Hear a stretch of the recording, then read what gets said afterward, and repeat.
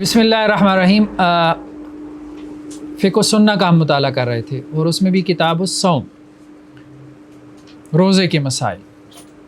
تو last time ہم نے ڈسکس کیا تھا رمضان کے روزے کی جو امپورٹنس ہے، سگنیفیکنس ہے، اور خاص طور پہ اس کی جو آپ کہہ لیں کہ جی نیکی ہے، جو اس کا ریوارڈ ہے، ورچو ہے.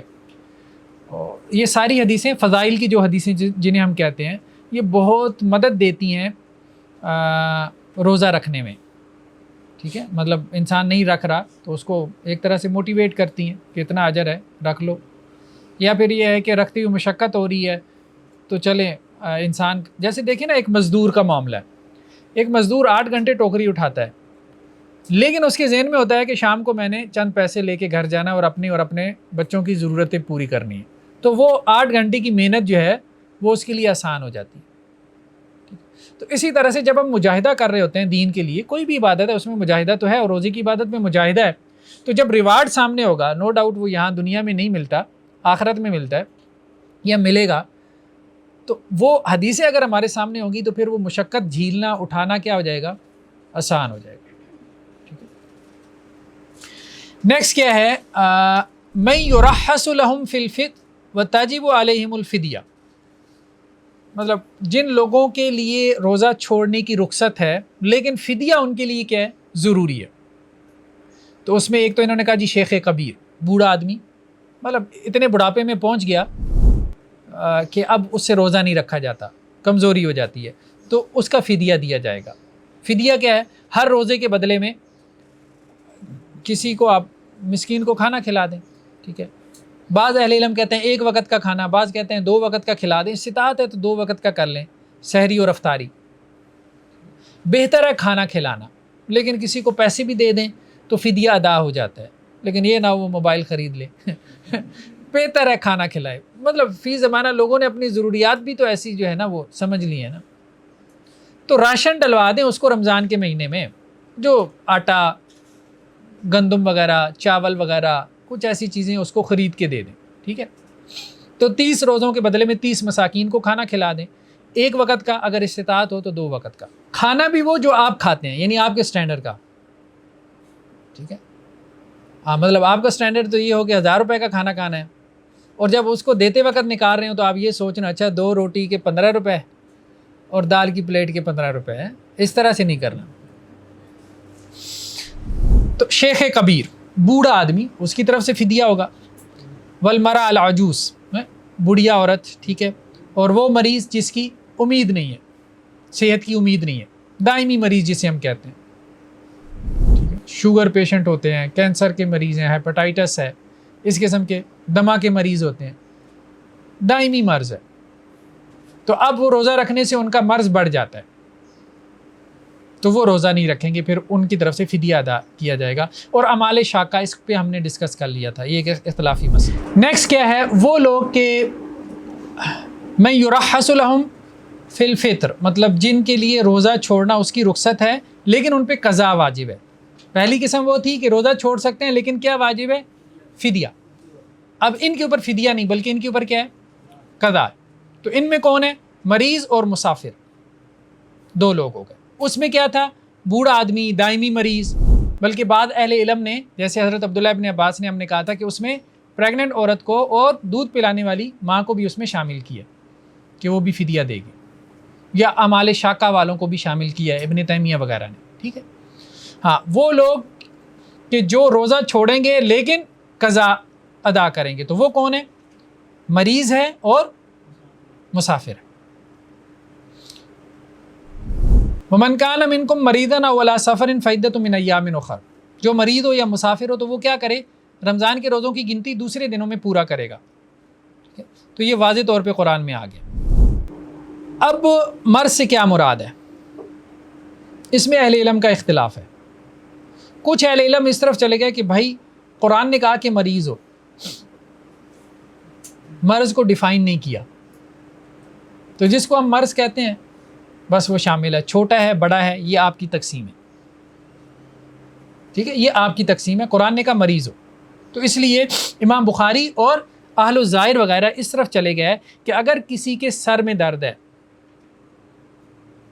یا اس کی داڑھ میں درد ہے تو وہ بھی روزہ چھوڑ سکتا ہے کہ وہ بھی مریض ہے۔ جمہور یا میجارٹی فقہا کی اس طرف گئی ہے کہ مرض سے مراد ایسا مرض کہ جس سے انسان اوور برڈن ہو جاتا ہو، مشقت میں پڑ جاتا ہو روزہ رکھ کے، یا ایسا مرض کہ روزہ رکھے گا تو وہ مرض بڑھ جائے گا، تکلیف اس کی بڑھ جائے گی، تو اس مرض میں روزہ چھوڑنے کی اجازت ہے۔ ٹھیک ہے، تو یہ ایک اختلافی مسئلہ ہے۔ واللہ عالم بالصواب، اس کا مطلب سمجھتے ہیں؟ ہاں، اور وہ اس سے استدلال کرتے ہیں ولا تقتلوا انفسکم، جمہور نے اس سے استدلال کیا کہ اللہ نے کہا کہ اپنے آپ کو ہلاکت میں مت ڈالو، اپنے آپ کو قتل مت کرو، ٹھیک ہے، یعنی مشقت میں مت پڑو۔ وما جعل علیکم فی الدین من حرج، اور اللہ تعالیٰ نے دین میں تمہارے لیے تنگی نہیں رکھی، تو جہاں تنگی آتی ہے وہاں رخصت آ جاتی ہے، تو اس لیے وہ اس کو جوڑتے ہیں تنگی کے ساتھ جمہور، کہ وہ مرض جس میں روزہ رکھنے سے آپ تنگ پڑیں، ٹھیک ہے، تو اس میں آپ روزہ چھوڑ سکتے ہیں۔ دوسرا ہے سفر۔ سفر کے بارے میں جو ڈبیٹ ہے وہ واضح ہے، کلیئر ہے، وہ ہم کتاب الصلاح میں بھی کریں گے کہ مسافر کون ہے۔ ایک تو یہ شہر کی حدود سے نکلے، جب تک آپ شہر کی باؤنڈریز میں ہیں تو لوگ آپ کو مسافر نہیں کہتے، ایسا ہی ہے نا، شہر کی حدود سے آپ نکلے، جیسے شادرہ کراس کر لیں، لاہور کی بات اگر آپ کریں تو ایسا ہی ہے۔ اب کتنا سفر ہو تو ہم اس کو مسافر کہیں گے، یہ اختلافی مسئلہ ہے، یہ ہم کتاب الصلاح میں پڑھیں گے، نماز کے مسائل جب پڑھیں گے نا، قصر نماز کے مسائل، اس میں تفصیل سے پڑھیں گے۔ عام طور پہ فتویٰ یہ ہے ائمہ کا کہ 48 میل، یہ کوئی 72 کلومیٹرز بن جاتا ہے، اتنا سفر ہو تو وہ مسافر ہے، عام طور پہ فتویٰ یہ ہے، لیکن اور بھی فتاویٰ ہے، ٹھیک ہے، 15 کلومیٹر کا بھی ہے، 9 میل یعنی 15 کلومیٹر کا بھی فتویٰ ہے امام مالک وغیرہ کے ہیں، تفصیل سے ہم وہاں دیکھیں گے۔ بہرحال اب یہ آپ یوں سمجھے کہ جو مسافر ہے وہ روزہ چھوڑ سکتا ہے۔ حضرت حمزہ اسلمی سے ہے کہ انہوں نے کہا اللہ کے رسول صلی اللہ علیہ وسلم، میں سفر میں روزہ رکھنے کی قوت پاتا ہوں، اجد منی قوة علی الصوم فی السفر فہل علی جناح، تو میں اگر سفر میں روزہ رکھ لوں تو کیا کوئی گناہ ہے؟ ٹھیک ہے، تو آپ صلی اللہ علیہ وسلم فرمائے ہی رخصت من اللہ، یہ اللہ کی طرف سے کیا ہے؟ رخصت ہے، ایک رخصت ہے۔ فمن اخذ بها فحسن، جس نے اس رخصت کو لے لیا تو بہت اچھا ہے، بھائی اللہ کی رخصت کو لینا چاہیے تاکہ اللہ کا شکر ادا کرو کہ اللہ نے تمہیں مشقت میں نہیں ڈالا۔ ومن احب ان یصوم فلا جناح علیہ، اور جسے روزہ رکھنا پسند ہے تو اس پہ کوئی گناہ نہیں، اس پہ کوئی حرج نہیں، رخصت ہے، رخصت کو اویل کر لے تو پسندیدہ ہے، اچھا ہے، لیکن روزہ بھی رکھ لے تو کوئی حرج نہیں۔ اس سے بظاہر یہ محسوس ہو رہا ہے کہ چھوڑ دینا کیا ہے؟ بہتر ہے، اس کے لیے لفظ کیا ہے؟ حسن، اور رکھنے کے لیے کیا ہے؟ لا جناح علیہ۔ اصل میں دیکھیں نا، بعض اوقات ہوتا ہے یہ انسان کہتا ہے یہ رمضان کا مہینہ ہے، یہاں تو ماحول بنا ہوا ہے، رمضان کے بعد رکھنا مشکل ہو جائے گا، تو سفر ہے کوئی نہیں، آج کل ڈیوو کا سفر ہے، ٹھیک ہے، ایئر کنڈیشن بسیں ہیں نا، آرام سے، مطلب کسی کو لگتا ہے اگر کہ وہ مشقت میں نہیں پڑے گا اور وہ سفر میں روزہ رکھ لیتا ہے تو ٹھیک ہے، الاؤڈ ہے۔ ہاں، اگلے رمضان سے پہلے پورے کریں۔ حضرت ابو سعید خدری سے ہے، وہ یہ کہتے ہیں کہ ہم نے اللہ کے وسلم کے ساتھ سفر کیا مکہ کا، یعنی فتح مکہ کا موقع تھا، اور ہم روزے سے تھے، تو ایک جگہ ہم نے پڑاؤ ڈالا، تو اللہ کے رسول نے کہا کہ انکم قد دنوتم من عدوکم، تم دشمن کے قریب ہو گئے ہو، فتح مکہ کی مہم تھی نا، یعنی مکہ کے قریب پہنچ چکے ہو، والفطر اقوی لکم، روزہ کھول دینا تمہارے لیے کیا ہے؟ بہتر ہے، یعنی دشمن کے قریب پہنچ گئے ہو نا میدان جنگ میں، اب روزہ رکھنے کی وجہ سے نکاحت ہوگی تو دوسرے فرض میں کوتاہی ہو جائے گی، تو روزہ چھوڑ دو، یہ تمہارے لیے زیادہ بہتر ہے۔ رمضان کا مہینہ تھا، فتح مکہ کی جب مہم ہوئی تو رمضان کا مہینہ تھا، تو حضرت ابو سعید خدری کیا کہتے ہیں؟ فمنا من صام ومنا من افطر، تو آپ وسلم کے ساتھ سفر میں کچھ لوگ روزہ رکھ لیتے تھے اور کچھ افطار کرتے تھے۔ پھر ایک اور جگہ ہم نے آگے پڑاؤ ڈالا، چونکہ لشکر تھا نا، اب وقفے سے پڑاؤ ڈال کے مکہ کی طرف سفر ہو رہا تھا، تو آپ صلی اللہ علیہ وسلم نے پھر جب دوسری مرتبہ پڑاؤ ڈالا لشکر نے، تو پھر کہا انکم مصبحو عدوکم، صبح تم نے دشمن کے سامنے کرنی ہے، والفطر اقوی لکم، دیکھو روزہ چھوڑ دینا زیادہ بہتر ہے، تو اب لوگوں نے پھر روزہ افطار کیا. ٹھیک ہے. تو پھر حضرت ابو سعید خدری کہتے ہیں کہ میں دیکھتا تھا صحابہ کو کہ سفر میں کوئی روزہ رکھ لیتا تھا، کوئی نہیں رکھتا تھا، اسی طرح سے چلتا تھا. تو مطلب دونوں قسم کی گنجائش موجود ہے، یہ مراد ہے. ایک اور روایت میں تو بالکل واضح طور پہ جو ہے یہ بات آ گئی حضرت ابو سعید خدری سے کہ ہم آپ صلی اللہ علیہ وسلم کے ساتھ غزوے میں ہوتے تھے رمضان میں، تو ہم میں سے کوئی روزے کی حالت میں ہوتا تھا اور کوئی افطار سے ہوتا تھا. تو اب جو روزے کی حالت میں ہوتا تھا وہ افطار کرنے والے کو برا بھلا نہیں کہتا تھا، اور جو افطار کی حالت میں ہوتا تھا وہ روزہ رکھنے والے پہ تان نہیں کرتا تھا. تو بس جس کی قوت ہوتی تھی وہ روزہ رکھ لیتا تھا، جس کو مشکل محسوس ہوتی تھی وہ افطار کر لیتا تھا. تو امام ابو حنیفہ، امام شافعی اور امام مالک یہ کہتے ہیں کہ روزہ رکھنے کی قدرت ہے تو یہ افضل ہے، یعنی سفر میں. اور اگر روزے کی وجہ سے مشقت میں پڑ رہا ہے تو پھر روزہ چھوڑنا کیا ہے؟ افضل. یہ ائمہ، 3 ائمہ کا قول ہے. امام احمد نے کہا کہ نہیں، یہ تقسیم نہ کریں، بس یہ بات کہہ دیں کہ سفر میں روزہ چھوڑنا افضل ہے، بس روزہ چھوڑنا افضل، رکھنا اس کی گنجائش ہے. نیکسٹ کیا ہے ہمارے پاس حضرت جابر بن عبداللہ سے کہ اللہ کے رسول صلی اللہ علیہ وسلم جب مکہ کے لیے نکلے، یہ وہی سفر تھا فتح مکہ کا، تو قرۃ الغمیم کے مقام پہ پہنچے. رمضان کا مہینہ تھا، آپ صلی اللہ علیہ وسلم بھی روزے سے تھے، لوگ بھی روزے سے تھے. تو آپ صلی اللہ علیہ وسلم کو کہا گیا ان الناس قد شق علیہم صیام، لوگوں کے اوپر روزہ جو ہے وہ مشقت کا باعث بن گیا، اور لوگ آپ کی طرف دیکھ رہے ہیں کہ آپ کیا کرتے ہیں. یعنی آپ نے روزہ رکھا تو لوگوں نے بھی روزہ رکھ لیا، اب لوگ مشقت میں ہیں. ٹھیک ہے. تو آپ صلی اللہ علیہ وسلم نے کیا کیا؟ عصر کے بعد آپ صلی اللہ علیہ وسلم نے ایک پانی کا پیالہ منگوایا، فشاربا، اور اس کو پیا. بعض روایتوں میں یہ بھی ہے کہ آپ اونٹ کے اوپر سوار تھے اور آپ نے پانی کا پیالہ منگوایا. کب؟ عصر کے بعد. یعنی اب تو روزہ افطار ہونے کے قریب ہے. آپ نے پانی کا پیالہ منگوایا اور اونٹ کے اوپر بیٹھے ہوئے آپ نے پیا تاکہ سارے لوگ اس کو دیکھیں، کیونکہ آپ کو یہ بات کہی گئی کہ لوگ آپ کی طرف دیکھ رہے ہیں کہ آپ کیا کرتے ہیں. تو جسے ہم کہتے ہیں کہ جی روزہ لگا ہوا تھا لوگوں کو، ظاہر بات ہے مشقت تو ہے، سفر کی مشقت اور پھر عرب کی گرمی. تو آپ صلی اللہ علیہ وسلم نے پانی پی لیا، مطلب رمضان کا فرضی روزہ آپ صلی اللہ علیہ وسلم نے کھول لیا عصر کے بعد. والناس ينظرون الیہ، لوگ آپ کی طرف دیکھ رہے تھے. فافطر بعضهم، اب کیا کیا؟ بعض لوگوں نے افطار کر لیا. وصام بعضهم، بعض نے اب بھی افطار نہیں کیا، انہوں نے کہا یار یہ تو ابھی روزہ ہے، مطلب کھلنے والا ہے. فبلغه ان ناسا صاموا، تو آپ صلی اللہ علیہ وسلم کو یہ بات پہنچی کہ کچھ لوگ ابھی بھی روزے سے ہیں. تو آپ صلی اللہ علیہ وسلم نے کیا کہا؟ اولئک العصاۃ، یہ نافرمان ہے عصیان سے. یہ مسلم کی روایت ہے، صحیح مسلم کی. مراد یہ ہے کہ اگر آپ مشقت میں پڑ رہے ہو سفر کی حالت میں تو پھر روزہ کھول دو. اللہ تعالیٰ کو تمہیں مشقت میں ڈالنا جو ہے وہ اللہ کا کوئی مقصد نہیں ہے. سفر میں روزہ رکھ لیا، مشقت میں پڑ گئے، مطلب بعض اوقات ذہن ہوتا ہے کہ یار پورا کر لوں گا، لیکن مشقت میں پڑ رہے ہو، کھول دو، بعد میں پورا کر لینا. ٹھیک ہے. یہ سوچ ٹھیک نہیں ہے کہ شہید ہو جاؤ، یہ ٹھیک نہیں ہے. ٹھیک ہے. یہ بہت سی سری روایتیں جو ہے اس بارے میں آتی ہیں کہ نہیں، یہ اللہ کو پسند نہیں. حضرت انس بن مالک سے ہے، محمد بن کعب کہتے ہیں کہ میں حضرت انس بن مالک کے پاس آیا، رمضان کا مہینہ تھا اور وہ سفر کرنا چاہ رہے تھے، یعنی ان کا سفر کا ارادہ تھا، ابھی سفر کے لیے نکلے نہیں تھے. اور جیسے ہمارا اسلام آباد جانے کا ارادہ ہے، ٹھیک ہے، سفر کا ارادہ ہے، لیکن سواری تیار تھی اور انہوں نے سفر کے کپڑے بھی کیا کیے؟ پہن لیے تھے. تو انہوں نے کھانا منگوایا اور کھانا کھایا. فقلت له سنہ، تو محمد بن کعب کہتے ہیں میں نے پوچھا کیا یہ سنت ہے؟ فقال سنہ، تو انہوں نے کہا ہاں یہ سنت ہے. یعنی سفر کا ارادہ ہو تو آپ روزہ نہ رکھیں.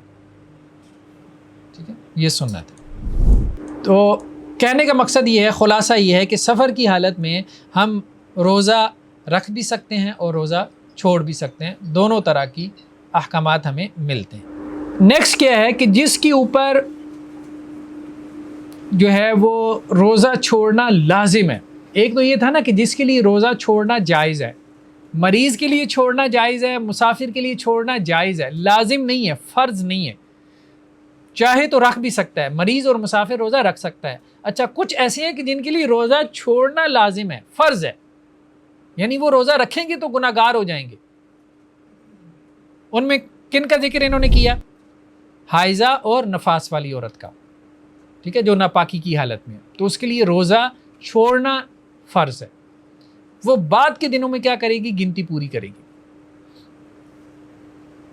حضرت عائشہ رضی اللہ عنہا سے روایت ہے بخاری مسلم کی کہ اللہ کے رسول کے زمانے میں جب ہم ناپاکی کی حالت میں ہوتی تھی تو ہمیں یہ حکم دیا جاتا تھا فنؤمر بقضاء الصوم، کہ ہم کیا کریں؟ روزوں کی قضا ادا کریں، یعنی رمضان میں روزے نہ رکھیں، بعد میں ان کی قضا ادا کریں، یہ ہمیں حکم دیا جاتا تھا۔ ولا نؤمر بقضاء الصلاۃ، اور نماز کی قضا کا ہمیں حکم نہیں دیا جاتا تھا، یعنی نماز کی قضا نہیں ہے، روزے کی قضا ہے۔ نیکسٹ کیا ہے؟ الایام المنہی عن صیامها، جن دنوں میں روزہ رکھنا ممنوع ہے۔ کون سے دن ہیں؟ سب سے پہلے تو عیدین، ٹھیک ہے۔ النہی عن صیام یومی، یہ یوم ہے کیا چیز ہے؟ اصل میں یہ کیا تھا؟ بتائیں جی، عربی پڑھی ہے نا اب آپ نے؟ یومین تھا، اضافت کی وجہ سے نون کیا ہے؟ گر گیا ہے۔ عیدین کون سا صیغہ ہے؟ واحد تثنیہ جمع؟ تثنیہ، عیدان عیدین دین، دو عیدوں کے دو دن، ایسے ہی ہوگا نا؟ دو عیدوں کے دو دن کا روزہ رکھنا، ٹھیک ہے، صیام یومی العیدین۔ اچھا جی، اس کے بارے میں جو ہے وہ ممانعت آئی ہے۔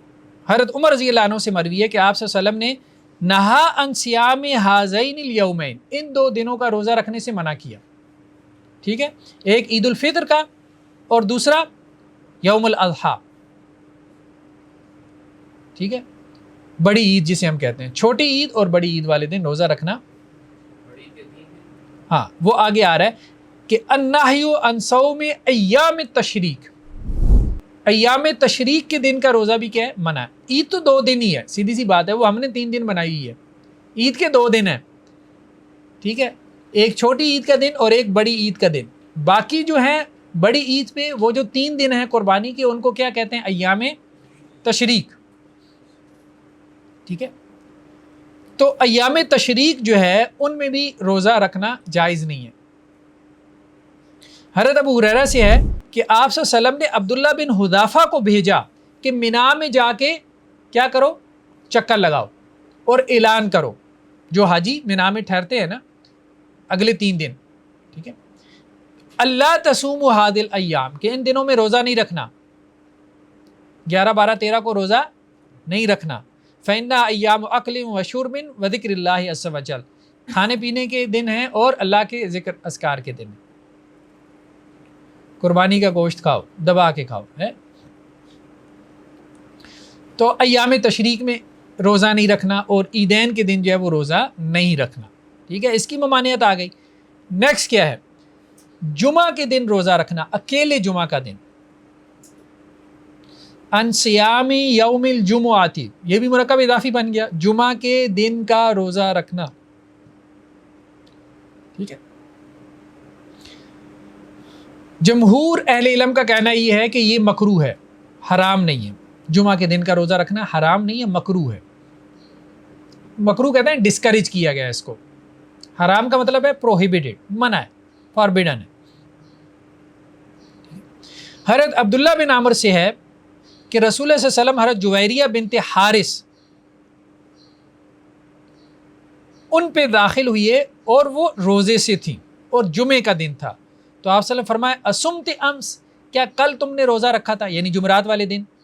انہوں نے کہا نہیں، تو آپ صلی اللہ علیہ وسلم فرمایا کہ اتریدین ان تصومی، ٹھیک ہے، کیا تمہارا ارادہ ہے کہ ان تصومی غدن، کل تمہارا روزہ رکھنے کا ارادہ ہے، یعنی ہفتے والے دن؟ انہوں نے کہا نہیں، تو آپ نے فرمایا فافطری اذن، پھر کیا کرو؟ افطار کر دو۔ جمعرات کا روزہ رکھا تھا تو ٹھیک ہے، جمعے کا ملا لو، یا ہفتے کا روزہ رکھنے کا ارادہ ہے تو ٹھیک ہے، جمعے کا روزہ رکھ لو، لیکن اکیلا روزہ نہ رکھو، ٹھیک ہے۔ ایک اور روایت میں صحیحین کی حضرت جابر بن عبداللہ سے کہ آپ صلی اللہ علیہ وسلم فرمایا لا تصوموا یوم الجمعہ، جمعے والے دن روزہ نہ رکھو. واضح ممانعت آ گئی، یعنی صرف جمعے والے دن. ٹھیک ہے. ایک اور روایت میں ہے مسلم کی، اب دیکھیں یہاں پہ حکمت بھی آ رہی ہے. حکمت کیا ہے؟ ولا تخصوا لیلۃ الجمعہ بقیام من بین اللیالی. دیکھو جمعہ کی رات کو قیام اللیل کے لیے مختص نہ کرو. یعنی کوئی بندہ کہے کہ جی ہفتے میں ایک دن تہجد پڑھ لیا کرے، تو چلو جمعے والی رات ہم پڑھتے ہیں. ٹھیک ہے. ولا تخصوا یوم الجمعہ بصیام من بین الایام، اسی طرح جمعے کے دن کو روزے کے لیے خاص نہ کرو. کیوں؟ یہ اس لیے تھا کہ یہودیوں نے ایک دن عبادت کے لیے خاص کر لیا، ہفتے کا دن. عیسائیوں نے ایک دن عبادت کے لیے خاص کر لیا، اتوار کا دن. تو اب مسلمانوں میں یہ ٹرینڈ چل پڑا جمعے والا دن، تو پھر انہوں نے کہا باقی 6 دن چھٹی مارو. اب بھی لوگ ایسے کرتے ہیں، صرف جمعہ پڑھتے ہیں، باقی 5 دن نماز نہیں پڑھتے. انہیں لگتا ہے شاید اللہ نے جمعہ ہی فرض کیا. تو اس لیے آپ صلی اللہ علیہ وسلم نے منع کیا کہ جمعے کی رات کو تہجد کے لیے خاص نہ کرو اور جمعے کے دن کو روزے کے لیے خاص نہ کرو، تاکہ یہ ٹرینڈ نہ چل پڑے کہ ہمارے لیے اللہ تعالیٰ نے جمعے کا دن پسند کیا ہے، تو لوگ ہفتے میں صرف ایک دن عبادت کے لیے مختص کر کے باقی 6 دن یہود النصارہ کی پیروی نہ کرنا شروع کر دیں. ٹھیک ہے. نیکسٹ کیا ہے؟ النہی عن افراد یوم السبت، ہفتے کے دن کا اکیلے ہفتے کے دن کا روزہ رکھنا، اس سے بھی منع کیا گیا. کیوں؟ یہود کی مشابہت ہوگی، کیونکہ یہودیوں کے ہاں عبادت کا دن ہی ہے، وہ خوش ہوں گے، چوڑے ہوں گے. ٹھیک. تو آپ صلی اللہ علیہ وسلم کی حدیث کیا ہے؟ مسند احمد کی روایت ہے لا تصوموا یوم السبت، ہفتے والے دن روزہ نہ رکھو. ہاں اگر فرض روزہ آ جاتا ہے تو ٹھیک ہے، وہ تو رکھنا ہی ہے. اور اگر تمہیں کچھ بھی نہ ملے نا، ہفتے والے کھانے کو کچھ بھی نہیں مل رہا، ہفتے والے دن اگر کھانا ہی نہیں ہے، تو پھر بھی کیا کرنا ہے؟ کوئی کھجور کی شاخ ہی مل جائے اس کو بھی چبا لینا، بھوکا نہیں رہنا ہفتے والے دن، تاکہ ظاہری مشابہت بھی یہودیوں سے پیدا نہ ہو. یہودی بھی مدینہ میں تھے نا، تو خاص طور پہ ملٹی کلچرل جو سوسائٹی ہوتی ہے وہاں تو مشابہت کے زیادہ امکانات ہوتے ہیں. یعنی جہاں ایک سے زیادہ ریلیجن کے لوگ جو ہے، جیسے ویسٹ میں ہے، وہ ایک سے زیادہ ریلیجن کے لوگ ایک جگہ پہ کیا کر رہے ہیں؟ رہ رہے ہیں. تو وہاں اپنی جو آئیڈینٹی ہے ایز اے مسلم، آپ نے اس کو برقرار رکھنا ہے، اپنا جو تشخص ہے. ٹھیک ہے. آئیڈینٹی کرائسس، یہ مطلب بہت بڑا کرائسس ہے، سب بھی اس کا جو ہے وہ شکار ہیں ایک طرح سے. جی ہاں وہ قضا کر سکتا ہے، کوئی حرج نہیں. ایک اور روایت میں ہے کہ آپ صلی اللہ علیہ وسلم جو ہے، حضرت ام سلمہ سے ہے کہ آپ صلی اللہ علیہ وسلم ہفتے والے دن روزہ رکھنے سے منع کرتے تھے اور اتوار والے دن بھی. ٹھیک ہے. اور کیا کہتے تھے؟ انہما عید المشرکین فانا احب ان اخالفہم، کہ یہ دونوں مشرکین کے عید کے دن ہے، خوشی کا دن ہے، جیسے ہمارے لیے جمعہ عید کا دن ہے، ہفتے میں خوشی کا دن. تو میں یہ چاہتا ہوں کہ میں ان کی مخالفت کروں، یعنی دین اسلام ان سے جدا رہے، دین یہودیت اور عیسائیت سے. تو اس لیے مکروہ ہے، مطلب صرف اکیلے ہفتے کے دن کا روزہ رکھنا یا اتوار کے دن کا روزہ رکھنا کیا ہے؟ مکروہ ہے. نیکسٹ کیا ہے؟ النہی عن صوم یوم الشک، شک کے دن کا روزہ رکھنا. شک کا دن کون سا ہوتا ہے؟ ہاں مطلب چاند نظر آیا نہیں نظر آیا، رمضان سے ایک دن پہلے روزہ رکھنا، یہ شک کا دن ہوتا ہے. اس سے آپ صلی اللہ علیہ وسلم نے منع فرمایا. تو حضرت عمار بن یاسر سے ہے کہ من صام الیوم الذی شک فی فقد عصا ابا القاسم. ابو القاسم اللہ کے رسول صلی اللہ علیہ وسلم کی کنیت ہے نا، جس نے شک والے دن روزہ رکھا اس نے ابو القاسم کی نافرمانی کی، آپ صلی اللہ علیہ وسلم کی نافرمانی کی. تو امام شافعی، امام احمد، امام مالک، ٹھیک ہے، سب نے شک والے دن کے روزے کو کیا کیا؟ مکروہ جانا. حضرت ابو ہریرہ سے ہے کہ آپ صلی اللہ علیہ وسلم فرمایا کہ رمضان سے پہلے ایک دن یا 2 دن روزہ نہ رکھو، رمضان سے 1-2 دن پہلے روزہ نہ رکھو، تاکہ فرق رہے کہ رمضان شروع ہوا ہے. ٹھیک ہے. ہاں عام طور پہ روایتوں میں ہے کہ شعبان میں 15 شعبان تک روزے رکھے، اس کے بعد روزے نہ رکھے، روایتوں میں یہ ملتا ہے اگر شعبان میں روزے رکھنے ہیں تو. ٹھیک ہے. تاکہ ایک تو یہ ہے کہ قوت بھی تو رہے نا رمضان کے روزوں کے. اب شعبان میں روزے رکھ کے جو ہے تھک گیا ہے، تو جو فرض روزے ہیں وہ کیا ہیں؟ وہ رہ جائیں گے. یہ بھی اس میں حکمت ہے، مطلب 1/3 رات تہجد کے لیے کھڑا رہے، فجر کی نماز قضا کر دے. عقل مندی تو نہیں ہے نا، جو فرض ہے پہلے اس کو پورا کرنا ہے، پھر اس کے بعد جو ہے وہ نوافل کی طرف جانا ہے. تو رمضان سے ایک دن پہلے یا 2 دن پہلے روزہ رکھنا یہ درست نہیں. النہی عن صوم الدہر، ہمیشہ روزہ رکھنا. جیسے ہم دیکھتے ہیں یہ بدھسٹ کمیونٹی ہے، ٹھیک ہے، ہمیشہ روزے سے رہتے ہیں. یعنی روزے کا ایک پورا نظام ہے، ایک سسٹم دیا گیا ہے، کیونکہ روزہ جو ہے وہ تربیت نفس کے ٹولز میں سے ایک ٹول ہے. ہمیں جو ٹولز دیے گئے ہیں ہمارے دین میں کہ اپنے نفس کی کیسے تربیت کرنی ہے، ان میں سے ایک روزہ ہے. اس کا ایک پورا نظام وضع کیا گیا، فلاں دنوں میں روزہ رکھنا ہے، فلاں دنوں میں نہیں رکھنا، ٹھیک ہے، اس طرح سے روزہ رکھنا ہے، اس طرح سے نہیں رکھنا، پورا ایک نظام ہے. کیوں؟ اس کی وجہ کیا ہے کہ آپ صلی اللہ علیہ وسلم نے فرمایا لا صام من صام الابد، جس نے ہمیشہ روزہ رکھا اس نے روزہ رکھا ہی نہیں. کیوں؟ بھوک عادی ہو گیا، بھوک کا عادی ہو گیا، اب تو اس کی مشقت ہی ختم ہو گئی. تو اصل میں تو روزہ اس لیے ہے کہ مجاہدہ نفس، مجاہدہ نفس کیا ہے؟ نفس کے ساتھ مجاہدہ، اسٹرگل، اس کی عادت ڈیولپ ہو.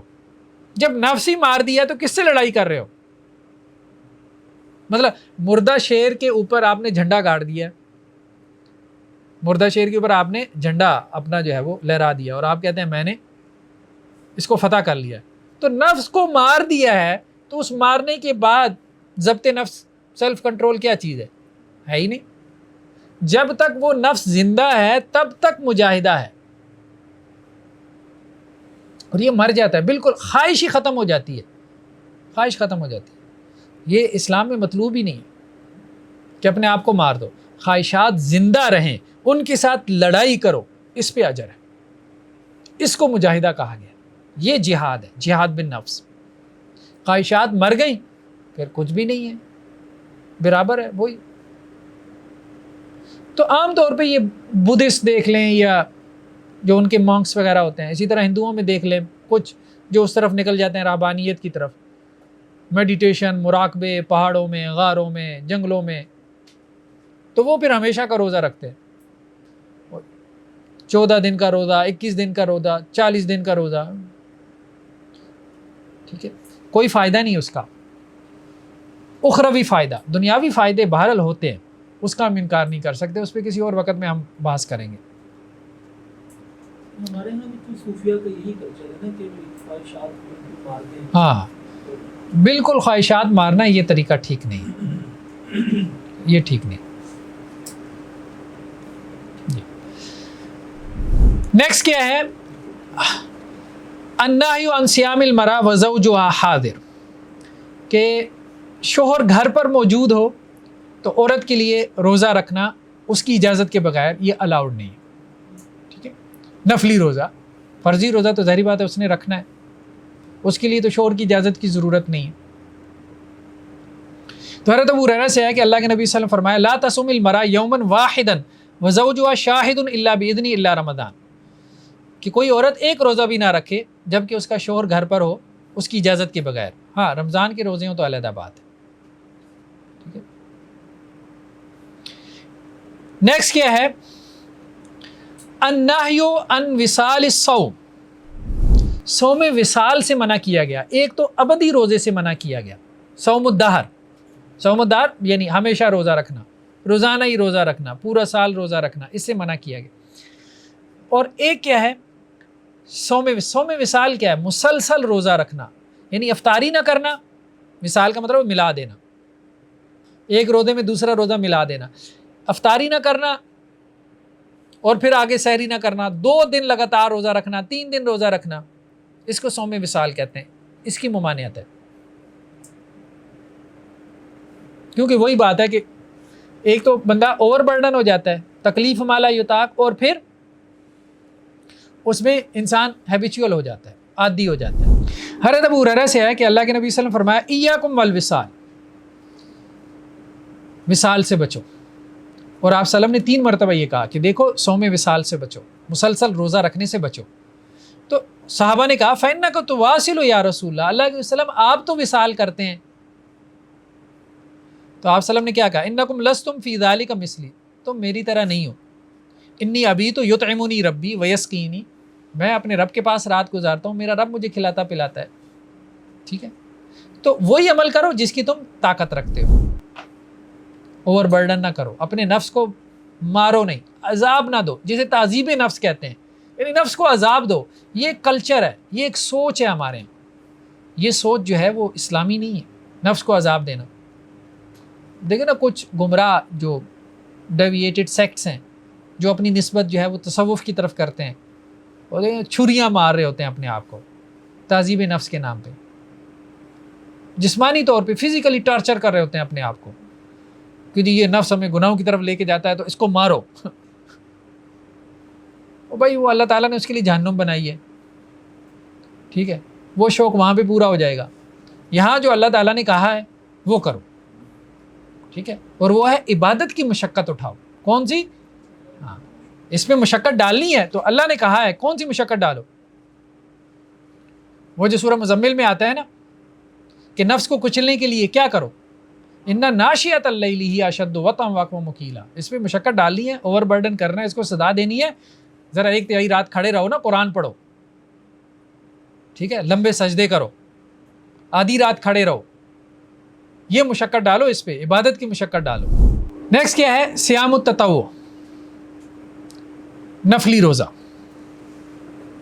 تو خیر وصال جو ہے یہ منع ہے. ہاں ایک بات رہ گئی، یہ نیچے ایک حدیث آ رہی ہے، یہ ہم نہیں پڑھ سکے. حضرت ابو سعید خدری سے روایت ہے کہ آپ صلی اللہ علیہ وسلم نے فرمایا لا تواصلوا، وصال نہ کرو.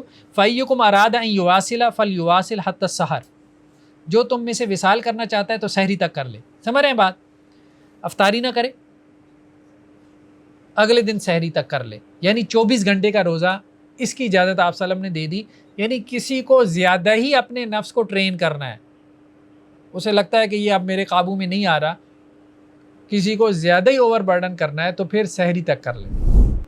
ورنہ جو اسلام نے نظام دیا وہ بہترین نظام ہے اور وہ معتدل نظام ہے. اس سے آگے پیچھے افراط و تفریط ہے. وہ تو دوسرے مذاہب کے لوگ بھی کر رہے ہیں. ہم سے زیادہ نفس کشی تو یہ بدھ مت والے کرتے ہیں.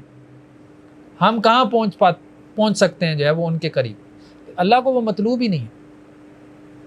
بھئی اللہ نے جو مطالبہ کیا اللہ نے اس پہ اجر دینا ہے. آپ کسی کو اپنے گھر میں بلوائیں اور اسے کہیں کہ بھائی یہ کام کر دو، مثال کے طور پہ ووڈ ورک کرنا ہے، ٹھیک ہے، آپ نے کہا یہ کر دو یہ کر دو، 2 الماریاں بنا دو، اس نے 4 الماریاں بنا دی. ہاں یار میں نے تو کام زیادہ کیا، آپ کیا کہیں گے؟ دماغ خراب ہے، میں نے تمہیں کہا ہی نہیں تھا. تو کام زیادہ کرنا ضروری نہیں ہے کہ اس کو اپریشیٹ کیا جائے. جو کام مطالبہ کیا گیا بس اس کو پورا کرنا، ٹھیک ہے.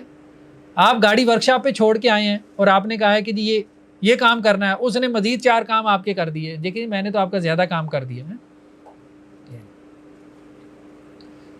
تو جتنا شریعت نے کہا ہے اتنا کرنا یہ بہت ضروری ہے.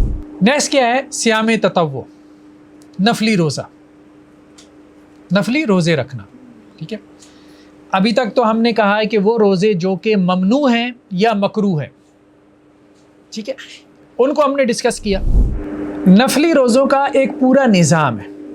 ابھی ہم نفلی روزوں کی قسمیں پڑھیں گے تو آپ اس میں دیکھیں گے کہ صحابہ کرام اس پورے نظام میں کس طرح سے نفلی روزوں کا اہتمام کر رہے ہیں.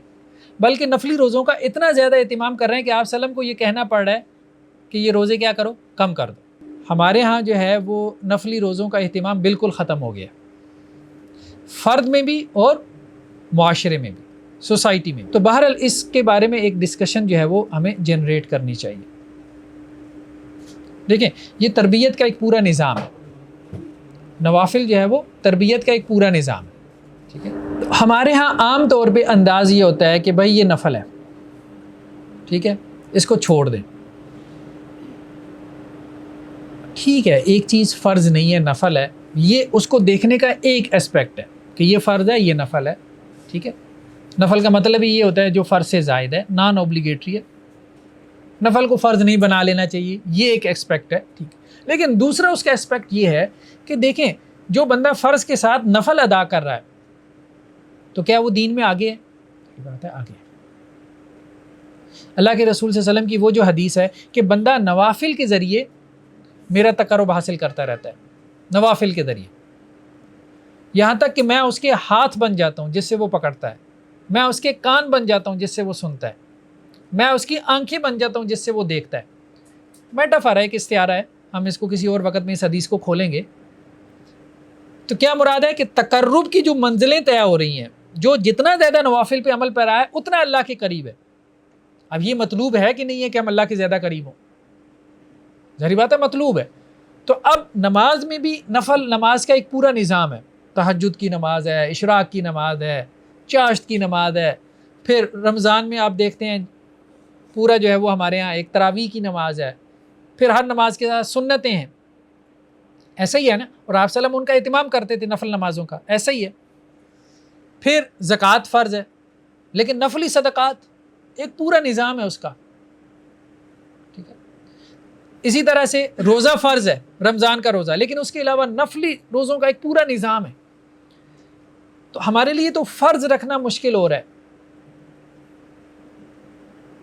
نوافل کا تو ہم نام ہی نہیں لیتے، صرف یہ کہہ کے کہ یہ نفل ہے، اس کو مطلب اس کو ڈی گریڈ نہیں کرنا چاہیے. کہنے کا مقصد یہ کیونکہ ہماری تربیت کے لیے دو نظام دیے گئے پیرالل، ایک فرض اور ایک نفل. فرض تو وہ ہے کہ بھائی پاس ہونے کے لیے ضروری ہے، جیسے ٹیچر کہتے ہیں نا بھائی پاس ہونے کے لیے کم از کم ہاں اتنا تو تمہیں کرنا پڑے گا، 50% مارکس تو لینے پڑیں گے، اور یہ کر لو، سلیبس تیار کر لو، پاس ہو جاؤ گے. لیکن کسی نے بی یا ڈی مطلب بی گریڈ سے اوپر بھی تو جانا ہے، اے گریڈ میں بھی تو جانا ہے، اس نے اے پلس میں بھی تو جانا ہے. تو اس کے لیے پھر یہ پورا نوافل کا نظام ہے. سب نے تو ڈی پہ نہیں رہنا یا سی پہ نہیں رہنا. تو پھر ان کو یہ سوچنا چاہیے کہ انہیں فرائض کے علاوہ نوافل کو بھی اہمیت دینی پڑے گی. تو یہ پوری سینس ہے. صرف یہ کہ یہ نفلی روزے ہیں، نہیں، یہ نہیں.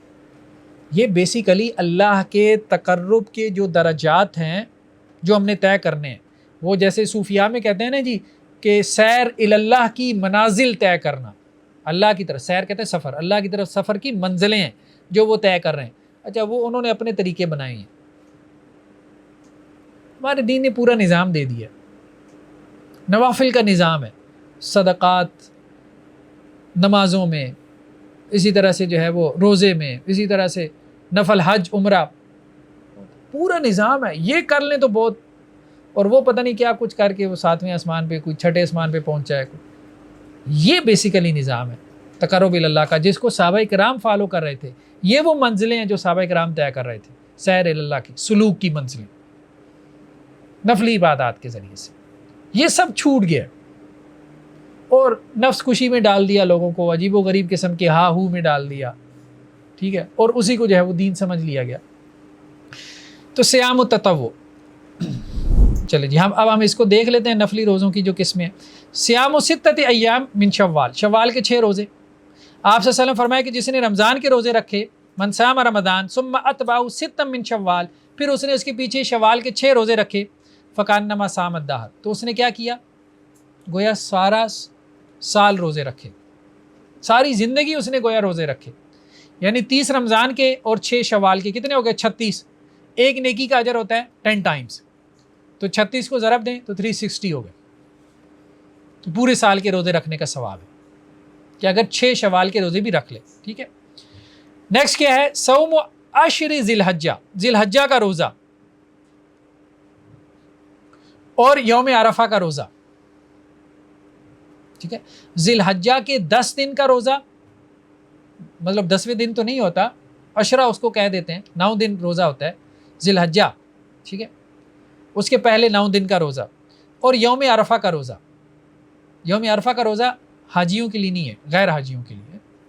حضرت ابو قتادہ سے ہے کہ صوم یوم عرفہ یکفر السنتین، عرفہ کے دن کا روزہ رکھنا یعنی 9 ذی الحجہ، بڑی عید سے 1 دن پہلے، قربانی والی عید سے 1 دن پہلے 9 ذی الحجہ کا روزہ کیا کرتا ہے؟ یکفر السنتین، 2 سال کے گناہ معاف کرتا ہے. ماضیہ و مستقبلہ، ایک پچھلے سال اور اگلے سال کے بھی گناہ معاف ایڈوانس میں.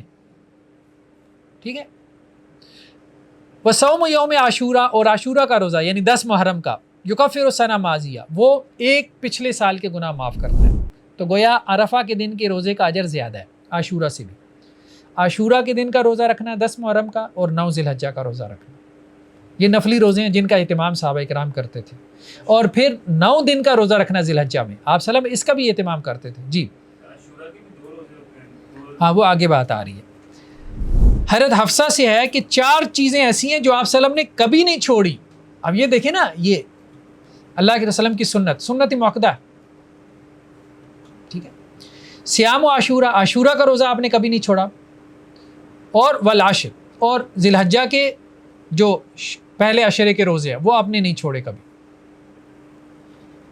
وثلاثۃ ایام من کل شہر، اور اسی طرح سے ہر مہینے میں 3 روزے 13، 14، 15 کے وہ آپ نے کبھی نہیں چھوڑے، والرکعتان قبل الغداء، اور فجر کی 2 سنتیں آپ نے کبھی نہیں چھوڑی، یعنی سفر میں بھی نہیں چھوڑی، ٹھیک ہے۔ ایک اور روایت میں ہے حضرت ابو ہریرہ سے کہ آپ صلی اللہ علیہ وسلم نے منع کیا ان صوم یوم عرفہ بعرفات، عرفات میں عرفہ کا روزہ رکھنے سے منع کیا گیا، یعنی جو حاجی ہیں وہ نہ رکھیں جو عرفات میں ہیں۔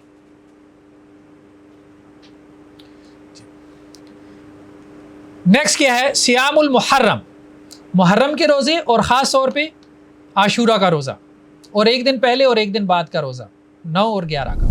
حضرت ابو ہریرہ سے روایت ہے کہ اللہ کے رسول صلی اللہ علیہ وسلم سے سوال کیا گیا ای الصلاۃ افضل بعد المکتوبہ، فرض نمازوں کے بعد سب سے افضل نماز کون سی ہے؟ تو آپ نے کیا فرمایا؟ الصلاۃ فی جوف اللیل، رات کے پیٹ میں جو نماز پڑھتے ہو، ٹھیک ہے، کیا مراد ہے؟ نصف رات کو تہجد کی نماز۔ پھر کہا گیا کہ رمضان کے روزوں کے بعد سب سے افضل روزے کس کے ہیں؟ فرمایا شہر اللہ الذی تدعونہ المحرم، محرم کے روزے، وہ مہینہ جسے تم محرم کہتے ہو، رمضان کے بعد زیادہ ثواب اس مہینے میں روزے رکھنے کا ہے، تو محرم میں عمومی طور پہ روزے رکھنا یہ مستحب ہے، ریکمینڈڈ ہے۔ حضرت معاویہ بن ابی سفیان سے ہے، وہ یہ کہتے ہیں کہ میں نے اللہ کے وسلم سے سنا ان ھذا یوم عاشورہ ولم یکتب علیکم صیام وانا صائم، دیکھو یہ عاشورہ کا دن ہے، اللہ نے اس کا روزہ فرض نہیں کیا لیکن میں نے روزہ رکھا ہوا ہے، ٹھیک ہے، میں نے روزہ رکھا ہوا ہے، مطلب یہ ایک موٹیویشن کا انداز ہے، اللہ نے فرض نہیں کیا لیکن میں نے رکھا ہوا ہے، تو مطلب یہ ہے کہ تم بھی رکھو۔ حضرت عائشہ سے روایت ہے کہ آپ سے کان یوم عاشورہ یومن تصوم قریش، عاشورہ کا دن قریش بھی اس دن روزہ رکھتے تھے، فی الجاہلیہ، دور جاہلیت میں، اور اللہ کے وسلم بھی اس کا روزہ رکھتے تھے، فلما قادم المدینہ صاموا، تو مدینہ میں جب آپ آئے تو آپ نے پھر عاشورہ کا روزہ رکھا، وامر الناس بصیامی، اور لوگوں کو بھی حکم دیا کہ عاشورہ کا روزہ رکھیں 10 محرم کا، ٹھیک ہے۔ یہ بھی روایت ہے کہ قریش روزہ رکھتے تھے، یہ بھی روایت ہے کہ مدینہ کے یہودی بھی عاشورہ کا روزہ رکھتے تھے، جیسے حضرت عبداللہ بن عباس سے ہے کہ آپ صلی اللہ علیہ وسلم مدینہ میں آئے تو آپ نے یہودیوں کو دیکھا کہ عاشورہ کا روزہ رکھتے ہیں، تو آپ نے کہا ما ھذا، یہ کیا ہے؟ تو انہوں نے کہا کہ یہ ایک ایسا دن ہے کہ جس میں اللہ تعالیٰ نے موسیٰ علیہ السلام کو، بنی اسرائیل کو ان کے دشمن سے نجات دی، تو حضرت موسیٰ نے کیا کیا؟ شکرانے کا روزہ رکھا، تو آپ صلی اللہ علیہ وسلم فرمایا انا احق بموسیٰ منکم، میں تو موسیٰ کے زیادہ قریب ہوں یہودیوں سے، تو آپ صلی اللہ علیہ وسلم نے روزہ رکھا، وامر بصیامی، اور عاشورہ کا روزہ رکھنے کا حکم دیا۔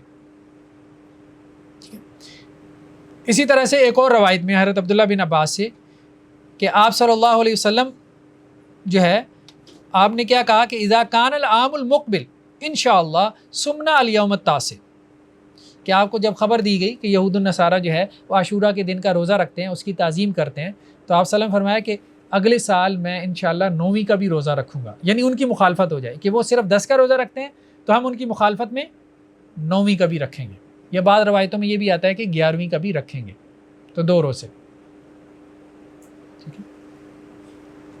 تو عاشورہ کے دن کا جو ہے وہ روزہ رکھنا، اس کی بھی ہمیں جو ہے وہ تاکید ملتی ہے بہت زیادہ۔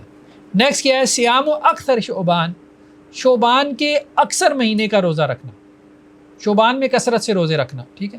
حضرت عائشہ رضی اللہ عنہ کہتی ہیں کہ میں نے اللہ کے رسول صلی اللہ علیہ وسلم کو نہیں دیکھا کہ آپ نے رمضان کے بعد سب سے زیادہ روزے شعبان کے علاوہ کسی اور مہینے میں رکھے ہوں، یعنی رمضان کے بعد سب سے زیادہ جس مہینے میں آپ روزے سے ہوتے تھے وہ رمضان سے پہلے والا مہینہ یعنی شعبان کا مہینہ جو ابھی چل رہا ہے، لیکن اپنی امت کو آپ صلی اللہ علیہ وسلم نے یہ کہا کہ 15 کے بعد روزہ نہ رکھیں، آپ اگرچہ شعبان میں بہت زیادہ روزے رکھتے تھے۔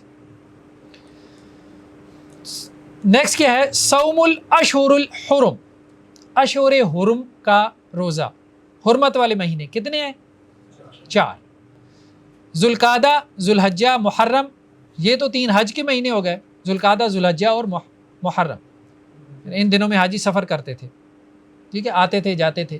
رجب میں وہ عام طور پہ عمرہ کرتے تھے، تو 4 حرمت والے مہینے تھے کہ حاجیوں کے اور عمرہ کرنے والوں کے جو قافلے آ رہے ہیں تو عربوں میں لوٹ مار نہ ہو، ٹھیک ہے، ویسے تو وہ لوٹ مار کرتے تھے، تو کم از کم اس وجہ سے چلو حج اور عمرے کے مہینے ہیں جیسے ہمارے یہاں بھی کیا کرتے ہیں نا، کلچرل، ایک کلچرل دین ہوتا ہے، اچھا اس کا رد نہیں کرنا چاہیے. ہمارے یہاں جیسے کچھ خواتین کیا کرتی ہیں، ویسے دوپٹہ نہیں ہوگا سر پہ، اذان ہوتی ہے سر پہ دوپٹہ کر لیتی ہیں، اور چلو کسی وجہ سے تو آ گیا نا، اس کا رد نہ کریں. یہ بیسیکلی کلچرل دین تھا جس کو ہمارے دین نے پھر باقاعدہ دین کی صورت دے دی. تو دین کسی حالت میں بھی کسی صورت بھی زندہ رہے، جبکہ دین مٹ رہا ہو آپ کے ارد گرد، وہاں دینی احکامات کسی صورت میں بھی زندہ ہیں. ٹھیک ہے، آپ اپنے طور پہ کوشش کرتے رہیں، اس کی نفی نہ کریں، کیونکہ دین کا احیا ہو رہا ہے.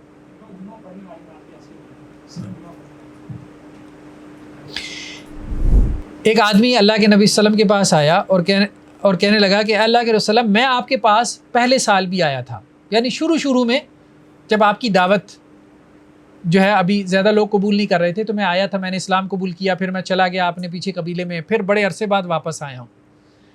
تو آپ صلی اللہ علیہ وسلم فرمایا فما غیرک وقد کنت حسن الحیا، یار تو بھلا چنگا تھا، کیا ہو گیا تجھے، مطلب کیا اپنی شکل تو نے کیا کر لیا اپنے ساتھ. تو اس نے پھر آگے جواب میں کہا ما اکلت طعاما الا بلیل منذ فارقتک، کہ جب میں بہت پہلے آپ کے پاس آیا تھا اور میں نے اسلام قبول کیا، واپس چلا گیا، اس دن سے میں نے صرف رات کو کھانا کھاتا ہوں، دن میں روزے سے ہوتا ہوں، یعنی ہمیشہ کا روزہ میں رکھتا ہوں. تو آپ صلی اللہ علیہ وسلم فرمائے لما عذبت نفسک، اپنے نفس کو کیوں عذاب میں ڈال رہا ہے. پھر آپ نے اس کو کہا سم شہر الصبر، ایک تو صبر والے مہینے کا روزہ رکھ. کون سا مہینہ ہے؟ رمضان، اس کو شہر الصبر کہا گیا. وہ یوم من کل شہر، اور ہر مہینے میں ایک روزہ رکھ لے. اس نے کہا نہیں زدنی فإن نبی قوہ، زیادہ ہونا چاہیے، میرے اندر قوت ہے. آپ نے فرمایا سم یومین، مہینے میں 2 روزے رکھ لے. اس نے کہا نہیں زدنی، زیادہ ہونا چاہیے. تو آپ نے کیا کہا سم من الحرم وترک، سم من الحرم وترک، سم من الحرم وترک. ٹھیک ہے، حرمت والے مہینوں میں روزہ رکھ چھوڑ دے، روزہ رکھ چھوڑ دے، روزہ رکھ چھوڑ دے. ٹھیک ہے، یوں کر لو، 3 دن روزہ رکھو، 3 دن چھوڑ دو، اس طرح سے کر لو، لیکن مسلسل روزہ نہ رکھو. ٹھیک ہے، تو حرمت والے مہینوں میں روزہ رکھنے کی بھی آپ صلی اللہ علیہ وسلم نے کیا کی ہے، تاکید فرمائی. صوم یومی الاثنین والخمیس، سوموار اور جمعرات کے دن کا روزہ. حضرت ابو ہریرہ سے ہے کہ اللہ کے نبی صلی اللہ علیہ وسلم اکثر سوموار اور جمعرات والے دن روزے سے ہوتے تھے. تو آپ کو جب کہا گیا کہ آپ سوموار اور جمعرات والے دن کیوں روزہ رکھتے ہیں، تو آپ نے کہا کہ سوموار اور جمعرات والے دن اللہ کے پاس اعمال پیش ہوتے ہیں، یعنی فرشتوں کی ڈیوٹیاں تبدیل ہوتی ہیں. جمعرات والے سوموار اور سوموار والے جمعرات کو، یعنی شفٹیں لگتی ہیں جیسے ہمارے ہاں کہتے ہیں. تو اللہ تعالیٰ ہر مسلمان کو معاف کر دیتا ہے، ہر مومن کو، سوائے متہاجرین، یہ تثنیہ کا صیغہ ہے، جو آپس میں کیا ہیں، ناراض ہیں. تو اللہ تعالیٰ کہتا ہے آخرہما، ان کا معاملہ پیچھے چھوڑ دو، باقیوں کے گناہ معاف کر دو. ٹھیک ہے، صحیح مسلم کی روایت میں ہے کہ آپ سے سوال کیا گیا کہ آپ سوموار کے دن کا روزہ کیوں رکھتے ہیں، تو آپ نے فرمایا ذاک یوم ولدت فی وانزل علی فی، ایک تو میں سوموار والے دن پیدا ہوا اس لیے شکرانے کا روزہ رکھتا ہوں، اور اسی دن مجھ پہ وحی نازل ہوئی، وحی کی ابتدا بھی، یعنی وہ بھی شکر کا روزہ تھا. تو سوموار والے دن روزہ رکھنا ٹھیک ہے، اور اسی طرح سے جمعرات کے دن کا روزہ رکھنا، اس سے یہ محسوس ہوتا ہے کہ آپ صلی اللہ علیہ وسلم کی پیدائش کے دن روزہ رکھنا، یعنی کسی نے پیدائش کا دن منانا ہے نا، خوشی منانی ہے تو روزہ رکھ کے منائے، یہ آپ صلی اللہ علیہ وسلم کی سنت سے ثابت ہے. شکر کا روزہ رکھے کہ نبی کریم صلی اللہ علیہ وسلم کی پیدائش ہوئی، ٹھیک ہے، بہت بڑی نعمت ہے، بہت بڑی نعمت ہے، لیکن اس کا شکر کیسے ادا کرنا ہے، روزہ رکھ کے، جیسے نبی صلی اللہ علیہ وسلم نے کیا. صیام الثلاثۃ ایام، 3 دن کا روزہ رکھنا. حضرت ابو ذر غفاری سے ہے کہ آپ صلی اللہ علیہ وسلم نے ہمیں حکم دیا کہ ان نصوم من الشہر ثلاثۃ ایام، کہ ہم مہینے میں 3 دن روزہ رکھیں، اس کا حکم دیا. یعنی آپ حکم دیتے تھے، کون سے؟ 13 14 15 13 14 15 تاریخ، یعنی چاند کی 13 14 15 جو تاریخ ہوتی ہے، جن دنوں میں چاند روشن ہوتا ہے، ان کو ایام بیز کہتے ہیں. ایام بیز کا روزہ رکھنا، سفیدی سے، سفید راتیں. اور فرمایا یہ ایسی ہے جیسے صوم الدہر ہے، یعنی 3 دن روزہ رکھ لیا، 10 ٹائم ملٹیپلائی کرو تو پورا مہینہ روزہ رکھ لیا. سیام یومن و فطر یومن، 1 دن روزہ رکھنا اور 1 دن افطار کرنا، یعنی انتہا یہ ہے. ٹھیک ہے، حضرت عبداللہ بن عمرو بن العاص وہ کہتے ہیں کہ اللہ کے رسول نے مجھے کہا کہ مجھے یہ خبر دی گئی ہے کہ آپ رات کو کھڑے رہتے ہیں اور دن کو روزہ رکھتے ہیں. میں نے کہا اللہ کے رسول ایسا ہی ہے. تو آپ وسلم فرمایا فصم وافطر وصلی ونم. دیکھو روزہ بھی رکھو، افطار بھی کرو، نماز بھی پڑھو اور سویا بھی کرو. ساری رات نہ کھڑا ہوا کرو، کبھی روزہ رکھ لیا کبھی افطار کر لیا، یہ کام کرو. فإن لجسدک علیک حق، تیرے جسم کا بھی حق ہے. وإن لزوجک علیک حق، تیری بیوی کا بھی حق ہے. وإن لزوجک علیک حق، تیرا جو ملاقاتی آتا ہے اس کا بھی حق ہے. ٹھیک ہے. وإن بحسبک ان تصوم من کل شہر ثلاثۃ ایام، ہر مہینے میں 3 روزے رکھ لو کافی ہے. تو انہوں نے کہا نہیں. میں نے کہا اللہ کے وسلم زیادہ ہونے چاہیے. تو آپ وسلم فرمایا پھر ایسا کرو فصم من کل جمعہ ثلاثۃ ایام، ہر جمعہ 3 روزے رکھ لو. یہاں جمعہ سے کیا مراد ہے؟ جیسے ہم کہتے ہیں ویک، جیسے ہم کہتے ہیں ہر ہفتے میں 7 days. تو اصل میں اصطلاح یہ تھی جمعہ. اب بات سمجھ رہے ہیں؟ ویک کے لیے اصطلاح کیا تھی؟ جمعہ. ہر جمعہ 3 روزے رکھ لو. ٹھیک ہے. انہوں نے کہا نہیں اللہ کے رسول ہر ہفتے 3 روزے یہ بھی کم ہے. تو آپ نے فرمایا پھر ایسا کرو کہ سم صوم نبی اللہ داؤد ولا تزد علیہ، داؤد علیہ السلام کا روزہ رکھ لو اور اس پہ پھر اضافہ نہ کرو. ٹھیک ہے. میں نے کہا اللہ کے وسلم داؤد علیہ السلام کا روزہ کیا تھا؟ تو اللہ کے وسلم نے کہا کان یصوم یوما و یفطر یوما، ایک دن روزہ رکھتے تھے ایک دن افطار کرتے تھے. یہ کر لو بس. اور ایک اور حدیث میں آپ صلی اللہ علیہ وسلم فرمایا کہ احب الصیام الی اللہ صیام داؤد، کہ پسندیدہ ترین جو روزہ ہے اللہ کو وہ کون سا ہے؟ داؤد علیہ السلام کا. اور وہ کیا ہے؟